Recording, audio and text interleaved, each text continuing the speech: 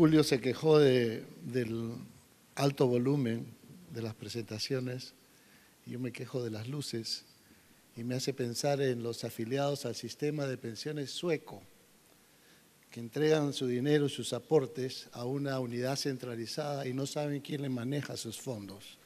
Una propuesta que ha hecho el Banco Mundial para el Perú. Aquí no veo la cara de ustedes, lo cual es importante porque la verdad es que no me gustaría que lo que quiero comunicarles no tenga, diríamos, el resultado deseado. Y hay mucha luz y no veo la cara de todos los participantes, solamente de aquellos pocos que están en las primeras filas. Lo que quiero hablar es darles un contexto latinoamericano a fin de no enfocarnos solamente en Perú, de qué es lo que están haciendo los fondos de pensiones privados. Y para eso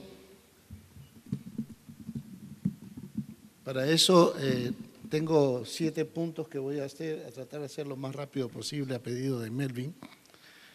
Primero, hay 24 países en el mundo que tienen sistemas de capitalización individual privados, de los cuales 10 están en América Latina, y el resto está fundamentalmente en Europa, en la emergente Europa. La cobertura de los sistemas latinoamericanos es relativamente baja, como hay diferencias entre países, siendo indudablemente Chile aquel que tiene una cobertura más alta, pero diríamos los cotizantes en relación a los afiliados es en general bastante baja. El promedio está casi en 39%, siendo Chile una excepción, Uruguay teniendo un poquito más del promedio y México, Colombia, Perú muy por debajo. Y la relación entre cotizantes y afiliados es muy baja, lo que indica es una falta de cultura de ahorro previsional y además la informalidad que existe, que es muy grande, porque estos sistemas se basan en el crecimiento del trabajo formal. La ventaja que tenemos es que nuestras poblaciones todavía son relativamente jóvenes, lo cual indica que podríamos, poniendo el esfuerzo de formalizar, podríamos avanzar rápidamente. Veamos un poco la cartera administrada. Ya se ha mencionado acá que ha venido creciendo rápidamente. Diríamos, el más avanzado indudablemente es Chile, que ha venido trabajando ya 31 años con este sistema.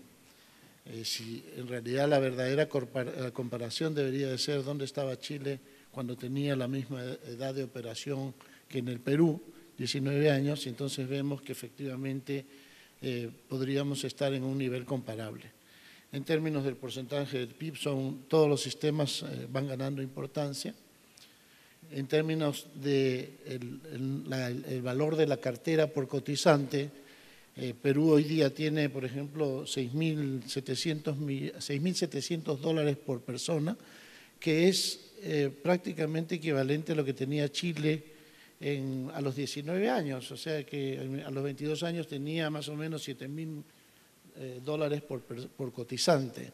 Entonces, estamos en el camino hacia, diríamos, lo que Chile tiene hoy, cuando tengamos 31 años, esperemos que estemos mejor.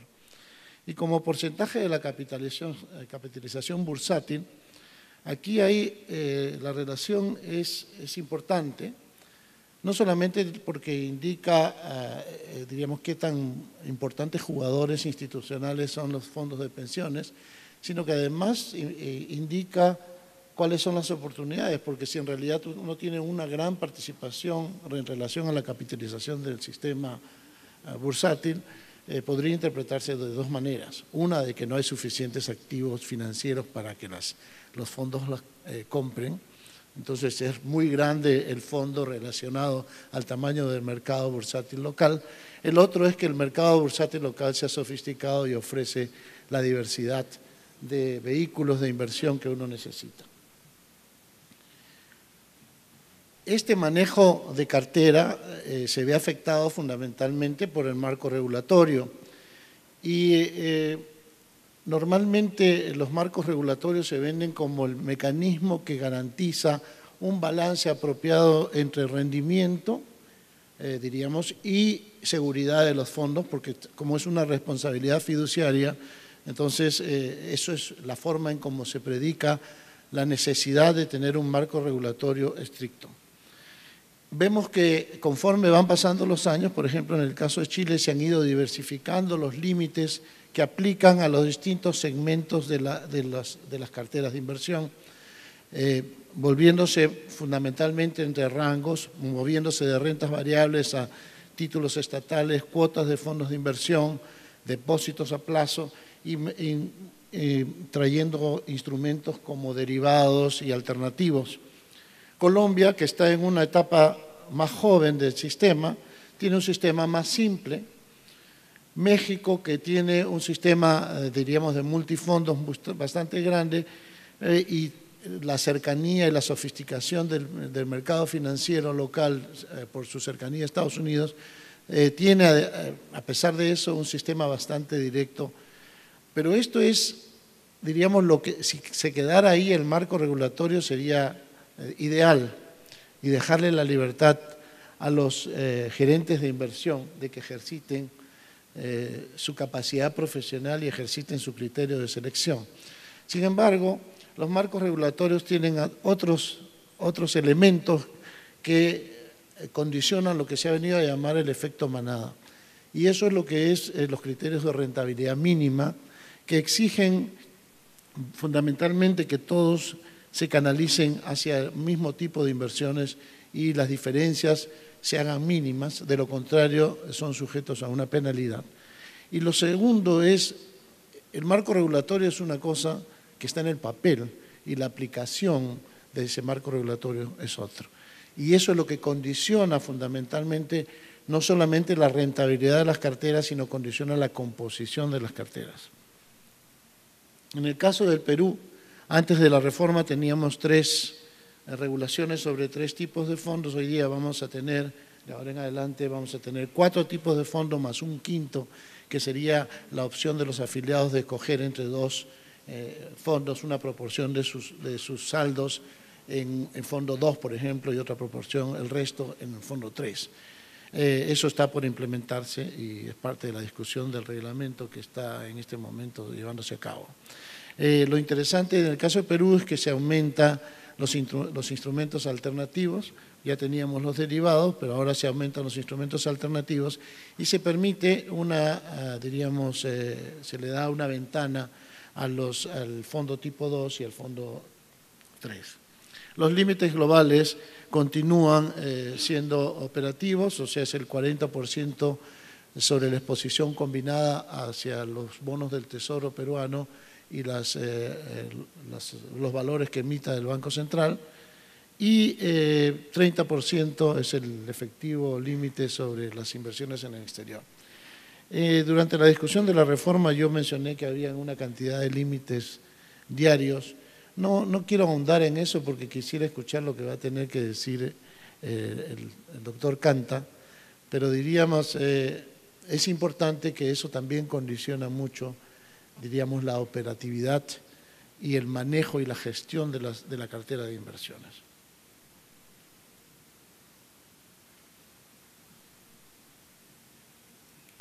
Vamos a ver la rentabilidad.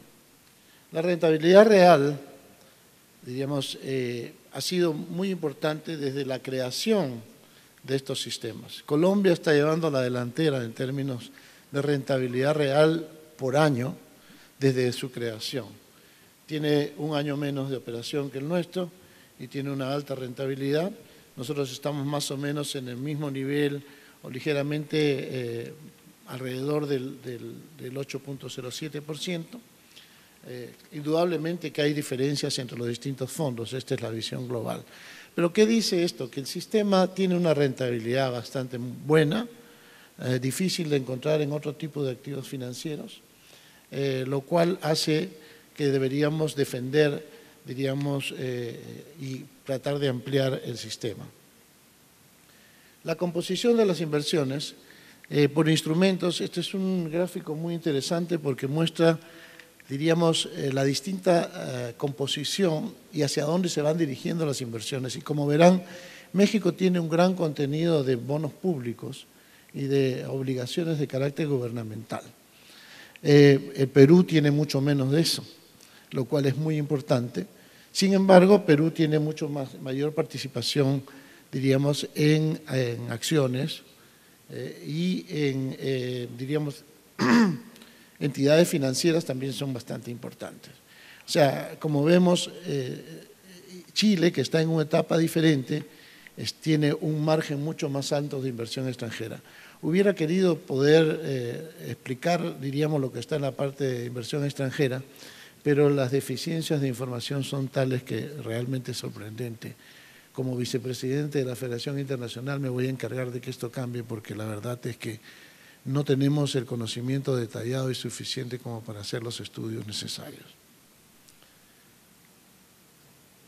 Y ahora sí que se arruinó esto. No sé qué pasa. A ver, ya. Los fondos invertidos de renta variable como porcentaje de la capitalización bursátil es bien importante porque es la verdadera presencia directa de los fondos de pensiones. Y como vemos, es muy baja en México. En el Perú es bastante importante y más importante que en Chile y que en Colombia. Ahora, eso significa que todos los fondos de pensión, todas las AFPs están entrando a competir por un mercado, diríamos que cada vez es necesario que se amplíe más y espero que las discusiones del día de hoy nos indiquen en qué dirección nos vamos a mover. Veamos un poco el impacto económico de los fondos de pensión. Y para analizar esto, fundamentalmente tiene tres impactos. Este es un estudio que mandamos a hacer en la Asociación Apoyo y que realmente se basó en un estudio que hicieron en Chile en el año 2001. Básicamente los impactos se analizan a través de su impacto directo sobre el mercado laboral, sobre el comportamiento del ahorro y la inversión y sobre el desarrollo del mercado de capitales. Los tres tienen un gran impacto sobre el crecimiento económico. Y han habido mediciones específicas de cuánto impacta el hecho de que haya este ahorro de largo plazo previsional en el crecimiento. En el caso de Chile, en el escenario base, se estima que el impacto de los fondos de pensiones es del orden de 0.93% de crecimiento sostenido en el tiempo.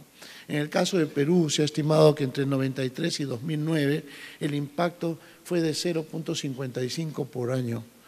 O sea que 0.55 del crecimiento observado se debe al impacto directo y sostenido de la emergencia de un sistema de ahorro de largo plazo.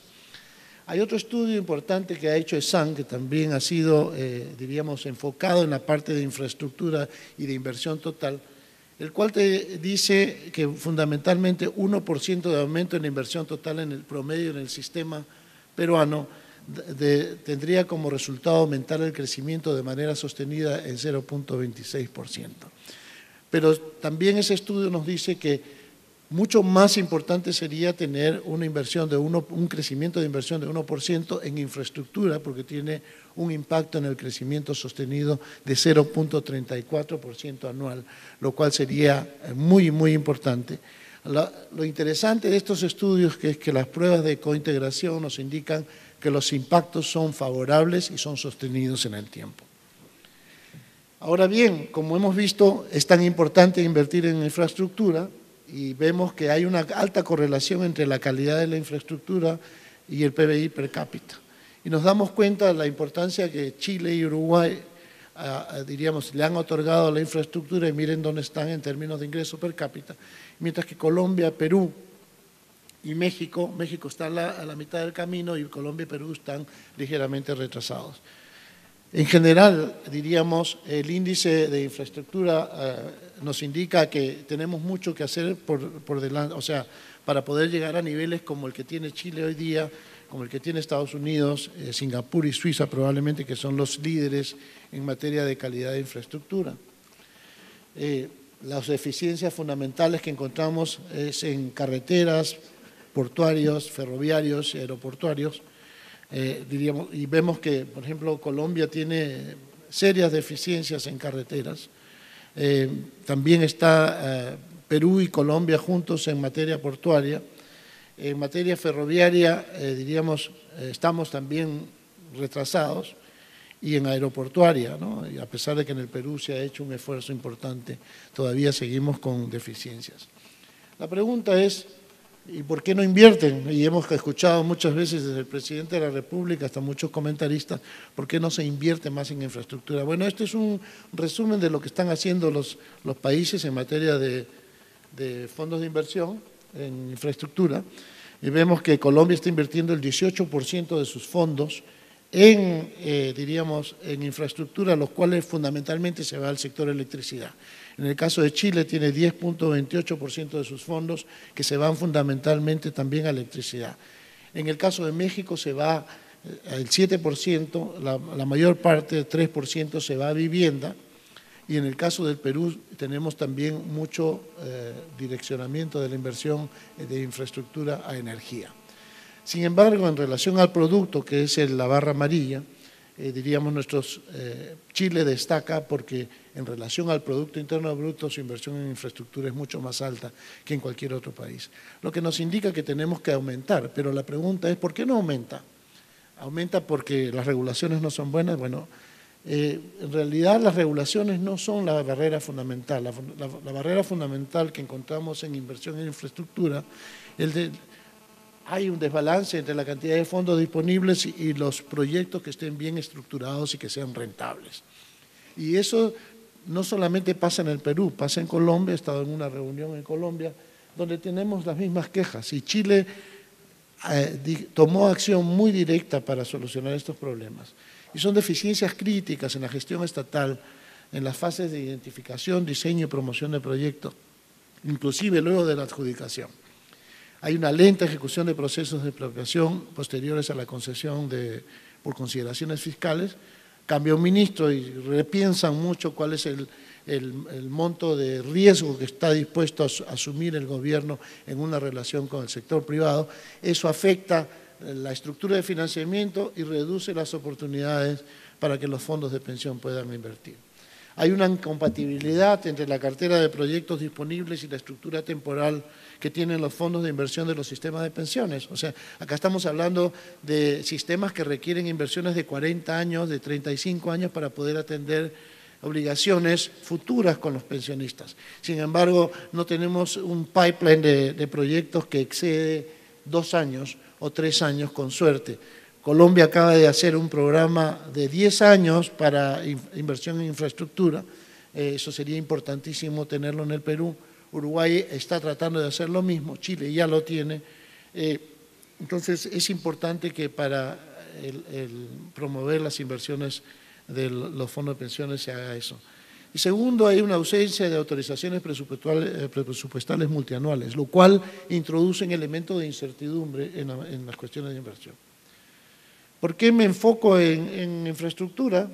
Porque diríamos, aquí hay la percepción de que, y lamentablemente se fue mi amigo Julio Velarde, que habló que queríamos invertir fuera, diríamos, en realidad el tener la opción de invertir fuera es para poder, diríamos, cubrirse contra riesgos. Hoy día absorbemos la volatilidad del mercado internacional y sin embargo tenemos que resolverlo con sintéticos o con derivados del mercado doméstico, cuando en realidad podríamos hacerlo con mecanismos de cobertura en el exterior. Pero lo que sí es importante, y además hay la otra percepción, es de que los fondos de pensiones deberían invertir más localmente y más en infraestructura. Bueno, pues bien, las razones que no se invierte más en infraestructura no es porque no hayan fondos, sino es porque no hay proyectos rentables y no están bien diseñados y no hay un pipeline suficiente que permita a los fondos de pensiones actuar. Y con esto termino. Yo creo que estamos frente a una cantidad de retos y oportunidades. Los retos, como indiqué al principio, son reducir la informalidad. Cuando se trabajó en el Perú la reforma de pensiones, lo primero que propusimos fue una revisión de la Ley General de Trabajo, porque ahí está el problema. La informalidad que genera tener una Ley General de Trabajo que no estimula la formalización y que al contrario induce a la informalidad, es lo que afecta a la cobertura. Y con una cobertura baja estamos perdidos porque no se va a generar el ahorro de largo plazo que se requiere. El ejemplo mejor es Chile y Uruguay, que tienen niveles de informalidad bastante bajos. Segundo, hay que fomentar la cultura de ahorro provisional. Este es un reto tremendo y eso va a aumentar, diríamos, la densidad de cotizaciones. La gente tiene que entender que una contribución de carácter regular, el beneficio lo va a ver 40 años después, pero eso es educación y tiene que ser desde la niñez. Y es un trabajo muy, muy grande que queda por hacer. Hay que flexibilizar el proceso de inversión y aumentar las oportunidades de inversión, que para esto estamos reunidos el día de hoy y esperamos escuchar qué nos trae el doctor Canta, porque eso va a aumentar, diríamos, la competencia por rentabilidad. Yo he venido tratando de transferir la idea de que aquí en el Perú y en otras partes, en Colombia también, se está compitiendo más por comercialización de lo que es una pensión, o sea, por eso nuestras AFPs tienen un alto contenido en los costos de, diríamos, las ventas, los gastos en marketing, y no competimos mucho por rentabilidad, aunque en los últimos 5 años se han venido diferenciando las AFPs peruanas, por ejemplo, en materia de rentabilidad, pero en términos de rentabilidad acumulada real estamos hablando de diferencias de menos de 150 puntos básicos. Entonces, tenemos que llevar la competencia hacia allá, pero para eso tenemos que dejar a nuestros gerentes de inversión que ejerciten sus criterios y que verdaderamente sean los que deciden sobre el nivel de riesgo y seguridad que puedan tomar, claro, indudablemente bajo la supervisión de la Superintendencia de Banca, Seguros y AFPs y la de Valores. La Superintendencia de Banca debería enfocarse mucho en el tipo de clase de activos en los cuales esta gente que está tremendamente preparada para manejar inversiones escoja el tipo de activos, dentro de ese tipo de activos que ejerciten su criterio. Y la Superintendencia de Mercado de Valores debería de supervisar la conducta. Si hay un gerente de inversión que asume un riesgo innecesario, penalizarlo como debe ser, pero no llegar al manejo diario y minucioso y sistemático de todo lo que uno hace durante el día, lo cual lleva a una situación semiparálisis donde el verdadero director de inversiones no es el que está en la AFP, sino es el que está en la superintendencia. Y eso no está bien. Hay que ampliar el número de fondos porque eso ayuda a los afiliados a diversificar riesgos. Eso tiene que ir acompañado con una política de difusión de cuál es el riesgo que deben asumir. Y debe de encontrarse un balance apropiado entre una regulación eficiente y eficaz y la maximización de la rentabilidad de los fondos. Todo eso va a devenir en una mejor tasa de reemplazo para los afiliados, que es en última instancia la medida del beneficio de estos sistemas. Por último, además de estos retos, tenemos la oportunidad de desarrollar más el sistema privado, que ha demostrado que es superior a cualquier otro sistema en generar, diríamos, un retorno a la inversión en activos financieros. Esto va a devenir en mayor crecimiento, diríamos, empleo y una profundización, o sea, va a requerir una profundización y sofisticación del mercado de capitales. Y además nos da la oportunidad de enfrentar la brecha de infraestructura pública que afecta a la mayoría de los países en América Latina, pero para eso hay que acelerar el desarrollo de proyectos de inversión público y privado. Con esto quiero terminar, pero simplemente diciendo, no he querido enfatizar el asunto de Perú propiamente dicho, porque no se viene a un foro de esta naturaleza a debatir un caso específico, sino a debatir una estructura institucional que nos permita simple y sencillamente desarrollar más el ahorro nacional de largo plazo, que es indispensable para el crecimiento, para la sostenibilidad del crecimiento. Entonces, yo creo que hay foros para cierto tipo de cosas. Enfoquémonos en lo que está probablemente la institucionalidad que afecta a las inversiones en el Perú, pero veamos que es un problema común y aprendamos de los sitios donde las cosas están bien. Con eso termino mi presentación. Muchas gracias.